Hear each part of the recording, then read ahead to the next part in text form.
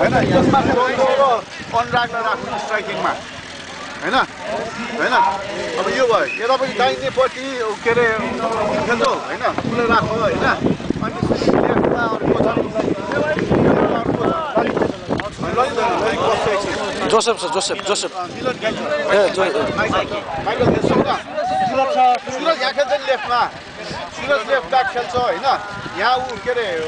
आन्ड्रु खेल अनि यता खेल्छ कस्तो होला एन्ड्रुलाई त हैन एन्ड्रुलाई डिफेन्स कि लास्ट एन्ड्रुलाई तपाईँ खेल्नु नि बाहिर बस्छ अलिकति चान्स पाउँदैन सबैले अलिकति हैन अलिकति स्लो भयो क्या प्रस्तुति चाहिँ अघि स्लो भयो फर्स्ट गेममा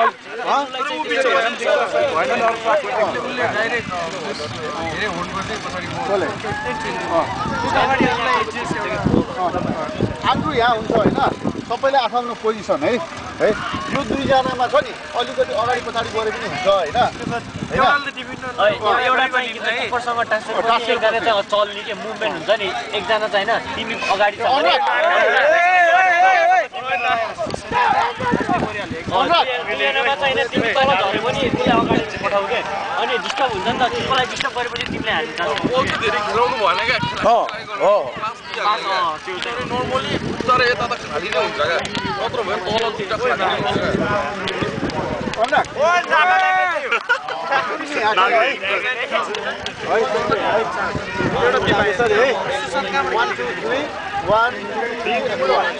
यो कस्तो होला तिमीले अलिकति डिबेट गर न यार आइडिया निकाल न आफ्नो विचार राख होइन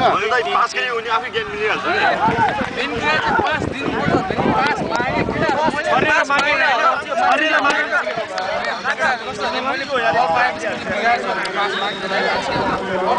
यो सब बल छ उनले तपाईँ आउनु पर्ने खास के भयो अहिले थाहा छ एउटा कुरा सिसी अब यता राइटबाट खेल्दा बिचरा यहाँ बसिरहेको बोलै आएको के त्यस कारण वान म्यान डाउन त त्यसै भयो होइन किनभने राइट धेरै भयो बल आयो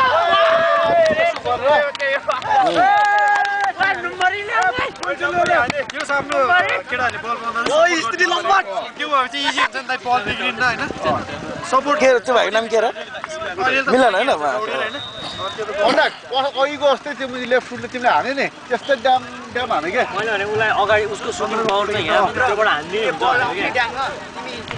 वानमै पास देऊ तिमीले त भने हानिहाल्यो क्या सँगैले अन्डा गाउँछ नि वान टच पास देऊ तिमीले हान्छ त्यो अगाडि तिमीलाई वान टच हान्ने बल डिब्री नगर अब कति